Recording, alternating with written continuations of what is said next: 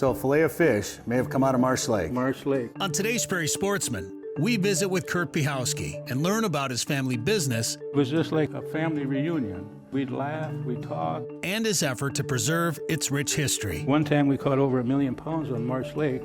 Next, we look at the efforts being made to clean up Mille Lacs. It's now illegal to place any kind of garbage on the ice.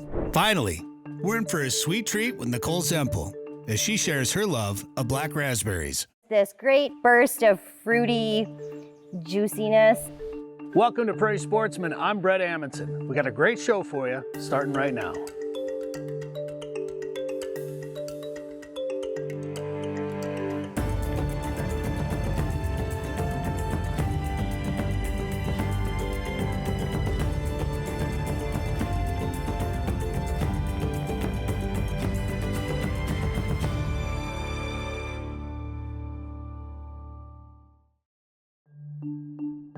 Funding for Prairie Sportsman is provided by the Minnesota Environment and Natural Resources Trust Fund, as recommended by the Legislative Citizen Commission on Minnesota Resources, and by Mark and Margaret Yakel-Julien on behalf of Shalom Hill Farm, a retreat and conference center in a prairie setting near Windham, Minnesota, on the web at shalomhillfarm.org.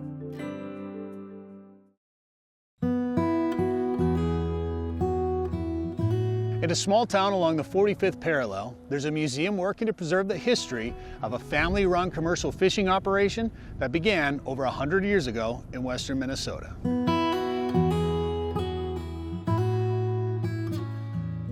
We're with Curt Piechowski at the Lac Barle County Museum, where he's showing us a few of the things he's gathered to tell the story of commercial fishing in western Minnesota and preserve the history of the Piechowski Fish Company. This is my father and my uncles. They're the ones that started the whole process on commercial fishing from Browns Valley. There were 6 of them, and they all worked together. They each had their crew, and we started out of Madison, Browns Valley. We went all over South Dakota, Minnesota. So these are all brothers? They're all brothers, right. 6 of them. 6 of them. And they all did their own operation. But it was a family company. They went in the war, and then they come back out of the war, World War II, and then this Randall brothers had it in Browns Valley in 1920. So throughout that year, then they learned from him. So then they figured, well, there must be a few dollars into this, so we're going to do this on our own. So then all the brothers got together and they started the company, Piechowski Fish Company. And that's where it started. So what year is this then? This is about 1950.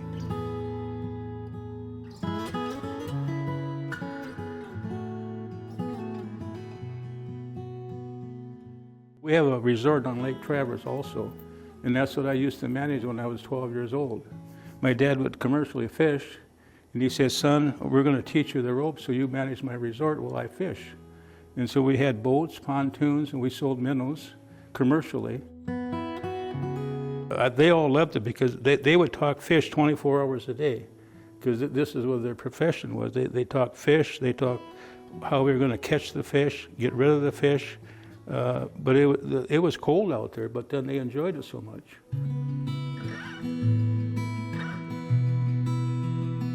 So here's one of your nets or seines. How old is this right here? This is built probably in 1950, 55. Oh, wow. And then we'd get the webbing from Tennessee. It'd come just in a great big box. And then we'd have to stretch it out in a Quonset or something, and we'd have to put the corks on. And also we'd have to put the pans on. That's what we call the lead line. Well, I call them pans, but these are the weights. This is the top of the seine, and this is the bottom of the seine. So it would be stretched out, and then we'd have to sew all this stuff on there, stitch all these on there. How long would that take? About 2-3 months to do one seine.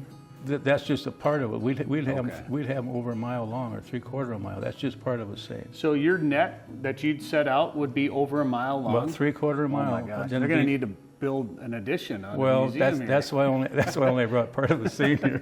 Wow. And then we had 6 or 7 seines, different depths. Some would be 20 feet, 15 feet, 3. Like Marsh Lake was a 3-foot lake, so we had to make a 3-foot seine for that lake. When we made the seine, it was just like it was visiting a family reunion. just like you go fishing with your family, with the 6 brothers and myself, a couple of my uncles and cousins. It would be just, we'd laugh, we'd talk.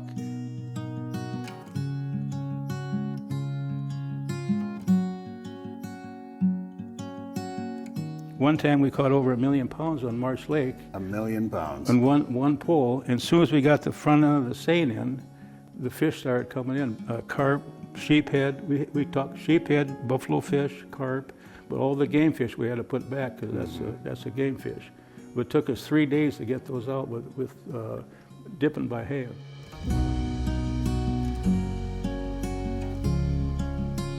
So you've got fish piled up, so you pull them out of the nets, you're piling them up, and then you're putting them in boxes, and then that's where you load them on trucks and start shipping them? Right. These semis would hold 500 boxes, and these boxes are 100 pounds of fish. We'd have to weigh them, for 100 pounds, and we'd load 500-600 on these semis. Now this 1 million pounds, we might have had 15, 20 semis coming a couple hours in. They'd come, then we'd load them, and we'd take them away. 99% went down to Spirit Lake, Iowa. Okay. There's a processing plant there. They made fish patties. They made fertilizer out of them, fish sticks. Then they made smoked carp out of them. So it's a going business. Yeah.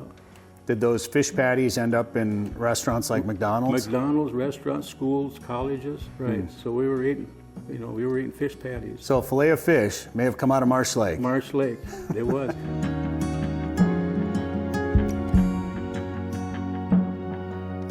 When my dad died in '84, Richard and I, Piechowski, my cousin, we started smoking fish.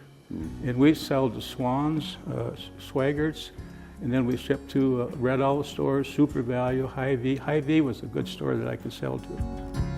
Down south, they love catfish and carp.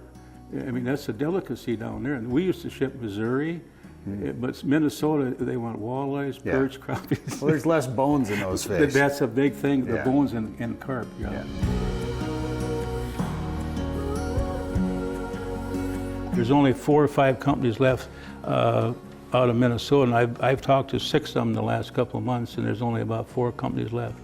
Are those family-run operations too? They're family-run. In fact, in a couple of weeks, there's a company I just talked to. They're going to pull down in Lac open water, and the guy is 82 years old, and his son is 30, and his son took it over, and he invited me to down there. We're going to have coffee while his son does the operation on Lac.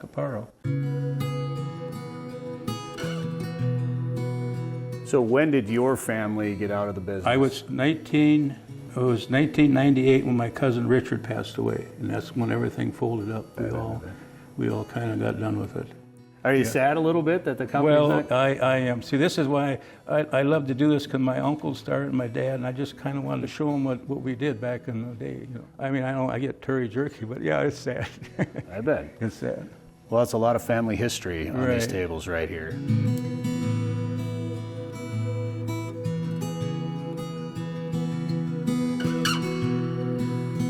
You drive by these small town museums or these small county museums, and you always want to go, gosh, it'd be neat to go in there and check it out. And it's like, I'm busy today, or I don't have time, or I'm on my way to work or whatever. But people really need to take the time to stop in, because every time I do, I appreciate what I see in there. People now are going to be able to come in here and see your family history with this commercial fishing business. What are they going to be able to see in here? Maybe some ice chisels.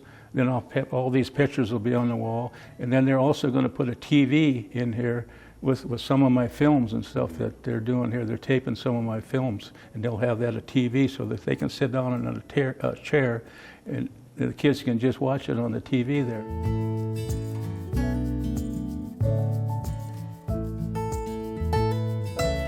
The museum, this part of the museum was built in the 1970s, but the Historical Society started way before that. We have a lot of history that we're collecting and sharing with the people. We do a lot of family research too, so we have a lot of family history records. So a lot of people come to find pictures of their family or family stories. We change our displays quite often so people can see them. And each township, I don't know if you've noticed, has their own booth out there, so they like that. We have the school building, the Robert Bly building. Robert Bly was an author, the first poet laureate of Minnesota. So we have his study out here. He lived right outside of town. And we have a machine shed full of machines. We have a schoolhouse, an old gas station, a log cabin that once was a schoolhouse. There's a lot of interesting things outside. We have a good collection coming in, thanks to Curtis. He's sharing his story, and I think it's going to be a really good story once we get it up. The display is going to be open on, we're having an open house on May 18th. So if anybody wants to come and see the new displays, we're working on a couple different displays. One on farming and then one on the fishing.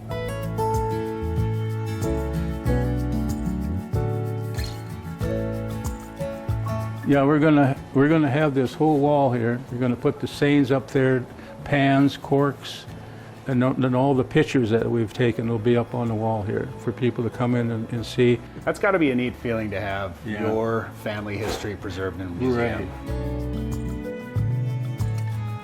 If some young kid can come in here and say, oh, look at this project these people did. Maybe I want to go out fishing with my dad or my uncle or my brother, or just go out fishing with them. It gives them a chance to get out and see the environment, go hunting, fishing. No, nothing against other stuff, but then I think fishing is... Get them into the outdoors. Get them out to the outdoors, yeah. And that's what I'm kind of trying to do here.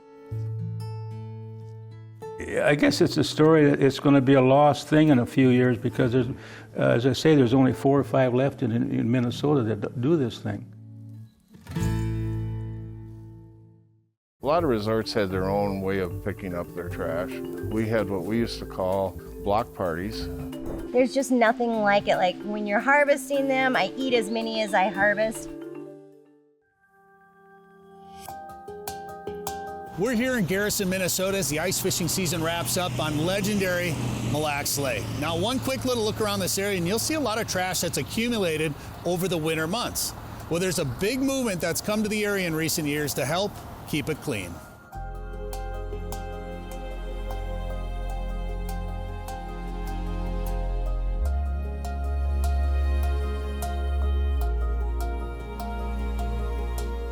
In recent years, anglers are spending more time on the ice. Wheelhouses, float suits, and other ways to stay warmer longer has allowed people to fish more. This creates the potential for more trash being left on lakes. After a few years of seeing this, it was clear something needed to be done. Lake of the Woods Tourism, the Minnesota DNR, Lake of the Woods Soil and Water District, Lake of the Woods County, and the Friends of Zippel Bay State Park formed a committee that created the Keep It Clean campaign. It's now illegal to place any kind of trash, waste, human waste, any kind of garbage on the ice. What you need to do now is you need to plan ahead. You got to keep it in your fish house, you keep it in your vehicle, or you keep it in a enclosed container. But we don't put it on the ice anymore. And really what that's going to do is, it's, just by happenstance, it's going to keep tons of garbage off Minnesota waterways. The Keep It Clean movement continued across the state, going to Upper Red Lake and then Mille Lacs. And so initially we thought maybe what we'd do is a spring cleanup day of some sort, organize, try to get participation and community engagement.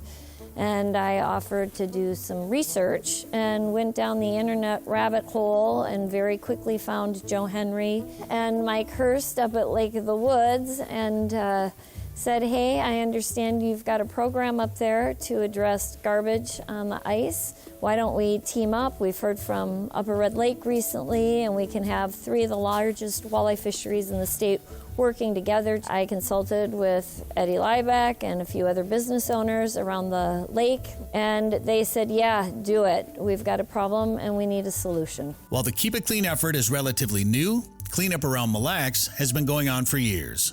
I'd say 1982, 83. We started things just, a lot of resorts had their own way of picking up their trash. We had what we used to call block parties, which at the end of the year, customers would come up and a whole crew of people would go out in the lake, pick up whatever was out there as far as trash, plastic bags, fish house blocks that got missed, whatever they could see. It evolved into a lake-wide event for almost 10 years, but it was hard to organize it because of the timing of the year when you had to be out there. Then along when Ann came with this Keep It Clean idea, momentum picked up again. Cleanup crews have found all sorts of trash. Some type of plastic, sometimes styrofoam, things that get missed or blown or covered up with the snow. While trash blown up along the shorelines has been a problem, what may be the biggest issue is anglers leaving behind human waste. Plan ahead, right? Have your garbage bags, know where you're gonna go to the bathroom, and know where you're gonna bring your trash when you go off the ice. You know, not everybody's gonna be able to dump stuff, so there's human waste in plastic bags. Where is it gonna go? Is there gonna be separate dumpsters for that, or is it, because it's winter and frozen, included in the trash dumpster and ends up in the landfill? As the Keep It Clean effort grew here at Mille Lacs and even expanded out into the region, Ann was looking for new ways to keep Mille Lacs clean. And she heard about a crew that had a special project out at Lake Tahoe.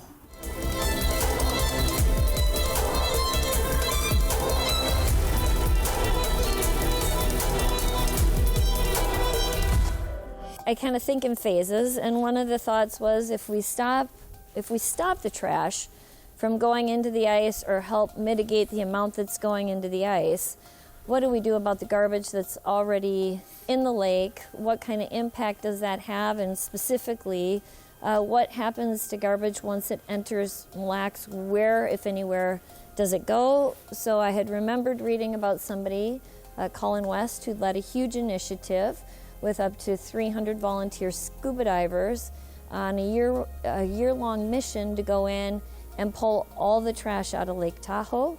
Yeah, Tahoe was really like, I was doing a beach cleanup one day and we pulled 40 pounds of trash from a beach where there were thousands of people present, and felt good and was like, yay, that's nice. But in fact, that same very day, a good friend of mine from where I grew up was hosting a scuba cleanup in a tiny, pristine looking, beautiful cove where if you're on your boat there, it would just look like you're in the Caribbean. Gorgeous granite rocks, though, might throw you off. But the waters are gorgeous, and you just don't see any issues. But when you dive underneath it, it was trashed. And they pulled out over 600 pounds of small litter items. And we're talking about 600 pounds of things like aluminum cans and plastic and like clothing. It's not like 4 chunks of metal. After having a discussion with Ann, the two agreed on a pilot project where the group would come out and dive in Mille Lacs. But based on the landscape, the approach would have to be different than it was at Tahoe. Litter accumulation and distribution in that lake is very different than in alpine lakes, because in alpine lakes, if you have these sheer walls that come down, and you have stuff dropping in and wind blowing it, it kind of goes and it hits those walls and collects there. After observing some blue-green algae, the crew employed a remote-operated vehicle to search the floor of Mille Lacs. After test results revealed just trace amounts of cyanobacteria that would be safe for divers, the crew jumped in the lake. We got there, and for our team, it was a completely different experience than diving alpine lakes. We could at least see the very significant amount of mussels and invasive species that were there, which I know is an issue that Mille Lacs struggles with. So a lot of the heavy litter items were really difficult to identify because they were so covered with zebra mussels, but they found cinder blocks, they found glass bottles, they found a Buick hubcap. Despite sifting through the mussels to find some of these large items, they didn't find as many as they thought they would. I was ready to pack huge lift bags and thinking we were going to stack 15,000 pounds of litter or more in 2 weeks from what I heard, but I think ultimately we only found a couple 100 pounds. And I think there's a few factors that play into that. The trash that was gathered was sorted at these litter sorting events and put into one of 83 maritime categories, and then weighed and documented. Tracking what kind of litter it is and where they find it on the lake will help them track down where it's coming from. So that can help you better understand, is it construction debris? Is it people drinking and partying and playing with their dogs? Is it fishing equipment, etc.? So we can actually see, the source of that litter. And so that's kind of where everything goes, is through that analysis process. So one of the conclusions Clean Up the Lake came to was that the heavyweight litter seems to drop and kind of stay where it's at and often gets covered by zebra mussels. The midweight litter is likely on the move. We didn't find as many cell phones as we know are lost down there. So those items probably are covered and uncovered and covered and uncovered. I think what we found over, 2 weeks of working and diving out there, is that a lot of the litter was more than likely actually blowing up onto shore. So those beach cleanups that local communities were doing and local volunteers were actually recovering a lot of the litter that was making its way into the lake. Cleaning up the lake is not only good for the environment, it helps you learn a little bit about the area's past. What's the story behind this anchor? Well, back in the early zebra mussel years, we had one spring where we didn't have much of wind activity when the lake went off, and the water was extremely clear. Some of my daughter's friends were out running around on Walk-On Bay just looking at all the stuff they could see, and they found about this much of that anchor sticking out of the mud on a little small reef southeast of or southwest of Otto's Point. I had contacted Joe Feligy, who was a Mille Lacs historian, had him come and look at it, and he immediately dug through a lot of his old pictures, and we pretty much determined, because of the age of the anchor, and you can tell by the style of steel and how it's sort of stringy like this and rusting, that it obviously was very old. More than likely was an anchor on one of the lake steamers in Mille Lacs Lake. There was a company back in the mid-late 1800s called the Mille Lacs Lake Steamship Company. On every one of those boats was an anchor like that hanging off the bow. Even though efforts to clean up have improved, there was still a need to create new legislation. If you've ice fished in Minnesota, you realize that there's a new law, right? Last year we had new laws started. It's a great law. We looked at the language over litter in the lake during summer on open water and realized there wasn't anything comparable to frozen water. So we drafted a bill that got picked up by Representative Andrew Myers. It was introduced during the January 2023 legislative session, signed into law in May by partisan support. The law took effect July 1st of 2023, making it illegal to place garbage and waste on or under the ice on all of Minnesota's lakes and rivers. Being we have a rental business and rental fish houses, we have service workers that go out, collect garbage, bags, toilet bags, etc., provide more, pick up whatever they got, haul it in. And in the past, we used to have them set that toilet bag on the ice so it would freeze or in a snowbank next to the house. And with the new laws, to make it easier and prevent that, we hung galvanized garbage cans on the side of the house, built brackets and had them elevated off the ice and lined them, with another liner and had them put them in there. So everything was in one spot. Everyone we spoke to agreed that these efforts are making a difference. So what does the future hold for Keep It Clean at Mille Lacs? Yeah, we've got some more plans in the works, and I think they'll lead to greater community engagement and even wider understanding on what's happening to garbage in the lake, what people are finding, and some things that they can do to help increase the health of the lake by small individual contributions. Colin will have more from his Mille Lacs pilot research project at cleanupthelake.org, and the Mille Lacs Trash Tracker pilot program was recently funded, and its goal is to reduce the amount of trash and also track the trash and identify where it's coming from to stop the littering at its source. This will also allow more users of the lake to feel as though they're making a difference in keeping it clean. It's not a good look for any lake, and it's not good for tourism. And these businesses work so hard to provide an ideal experience for the visitors on the lake. It's up to everybody to do their part to support those businesses in addition to the environment and the overall effects on the lake.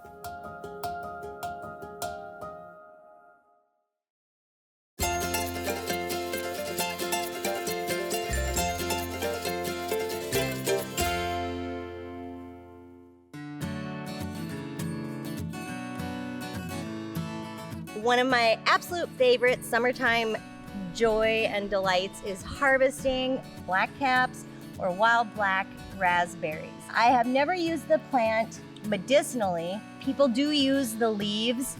I of course go for the berries. There's just nothing like it. Like when you're harvesting them, I eat as many as I harvest, and you get just this great burst of fruity juiciness. If you've never harvested black raspberries before, my advice would be find a ripe one, close your eyes, and just savor that moment.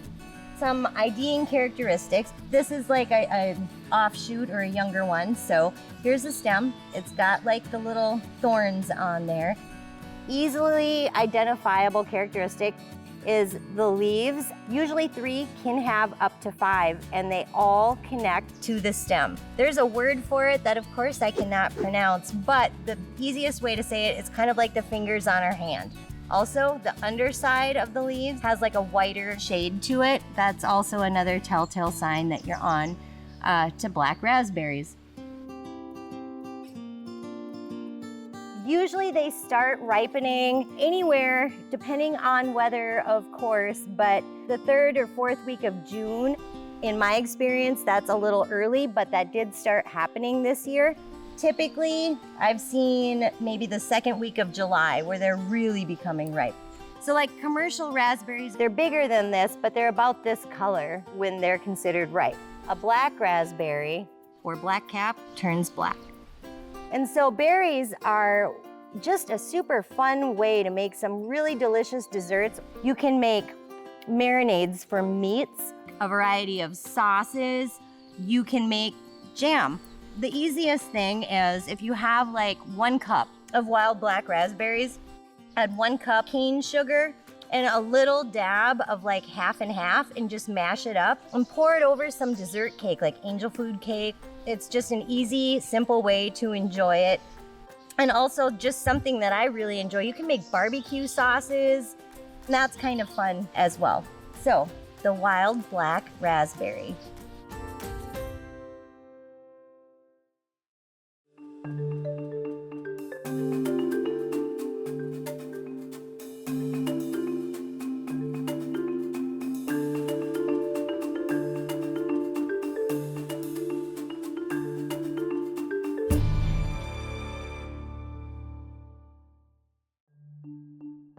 Funding for Prairie Sportsman is provided by the Minnesota Environment and Natural Resources Trust Fund, as recommended by the Legislative Citizen Commission on Minnesota Resources, and by Mark and Margaret Yakel-Julien on behalf of Shalom Hill Farm, a retreat and conference center in a prairie setting near Windham, Minnesota, on the web at shalomhillfarm.org.